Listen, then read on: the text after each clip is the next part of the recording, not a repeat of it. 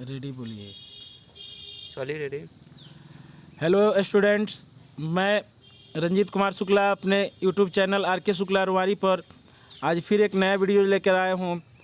बहुत से बच्चे कमेंट बॉक्स में माध्य का आसान तरीका पूछ रहे थे, उसी के का रिप्लाई मैं लेकर इस वीडियो में आया हूँ। आइए, मैं माध्य बहुत ही आसान तरीका से आज आप सबको बताने वाला हूँ। वीडियो को अगर आप अंत तक देख लेते हैं तो आप 2 मिनट में माध्य एकदम सही और आसानी से बना सकते हैं। आइए वीडियो को अंत तक देखें। जैसा कि यह एक प्रश्न है, विद्यार्थियों के एक समूह द्वारा अपने पर्यावरण संचेतना अभियान के अंतर्गत एक सर्वेक्षण किया गया, जिसमें उन्होंने एक मोहल्ले के 20 घरों में लगे हुए पौधों से संबंधित निम्नलिखित आंकड़े एकत्रित किए। प्रति घर माध्य पौधों की संख्या ज्ञात कीजिए। और पौधों की संख्या दिया है 0 से 2 पौधे एक घर में हैं, 2 से 4 2, 4 से 6 1, 6 से 8 5, 8 से 10 6, 10 से 12 2, 12 से 13 3। आइए अब हम इसे बहुत ही आसान तरीक़ा से हल करके आज आप सबों को बताने वाले हैं, और इस तरह आप परीक्षा में माध्य से रिलेटेड आने वाला 5 अंक का दीर्घोत्तरीय प्रश्न आसानी से बनाकर 5 अंक हासिल कर सकते हैं। सबसे पहले हम एक सारणी बनाएंगे। सारणी 4 कॉलम का होना चाहिए। पहले कॉलम में हम पौधों की संख्या, दूसरे कॉलम में घरों की संख्या, तीसरे कॉलम में वर्ग चिन्ह और चौथे कॉलम में FI इंटू XI घरों की संख्या को हम FI यानी बारंबारता को हम FI लिख सकते हैं, और वर्ग चिन्ह जो है उसको XI लिख सकते हैं, और FI और XI को गुना करके इस कॉलम में हम लिखेंगे। प्रश्न में था 0 से 2 एक है घरों की संख्या, 2 से 4 2 है, 4 से 6 1 है, 6 से 8 5 है, 8 से 10 6 है, और 10 से 12 2, 12 से 14 3 है। उसके बाद में वर्ग चिन्ह वाला कॉलम आता है। वर्ग चिन्ह ज्ञात करने के लिए एक बहुत ही आसान सूत्र है। वर्ग चिन्ह बराबर होता है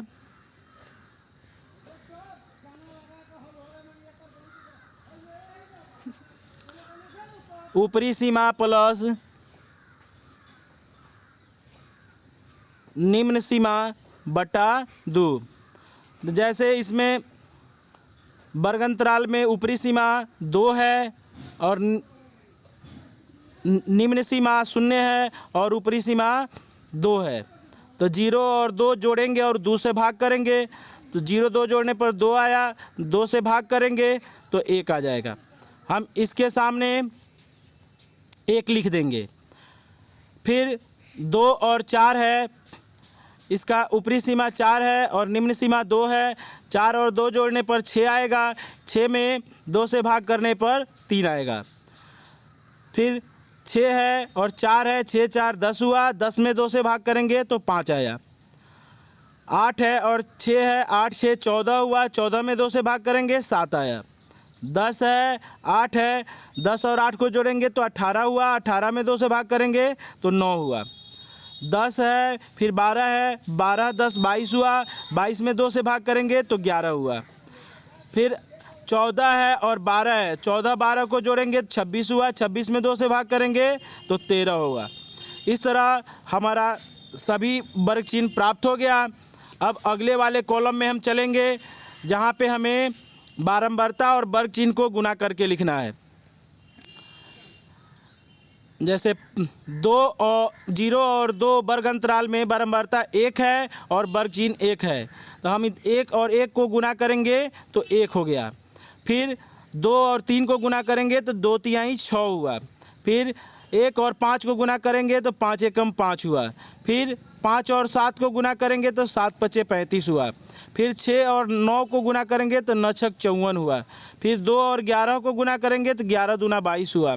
फिर 3 और 13 को गुना करेंगे तो 13 तिया 39 हुआ। अब हम बारंबारता वाले कॉलम का योग ज्ञात कर लेंगे। जैसे 1 2 3 3 1 4 4 और 5 9, 6 15, 15 2 17, 17 3 20 हो गया। उसी तरह हम फिर FI और XI वाले कॉलम का भी योग ज्ञात कर लेंगे। 6 1 7, 5 12, 5 17, 17 4 21, 21 और 2 23, 23 और 9 32, हासिल हुआ मेरा 3, 3 और 3 6, 6 और 2 8, 8 और 5 13, 13 3 16। इस तरह 162 योग प्राप्त हुआ। अब माध्य का सूत्र होता है सिग्मा FI इंटू XI बटा सिग्मा FI।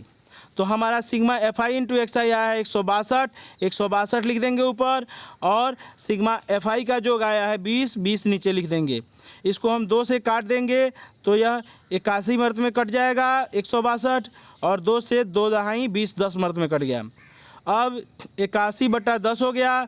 तो जैसे आप लोग पहले जान चुके हैं कि 1 पर जितना शून्य रहता है उतना अंक बाईं तरफ दशमलव बिठा दिया जाता है।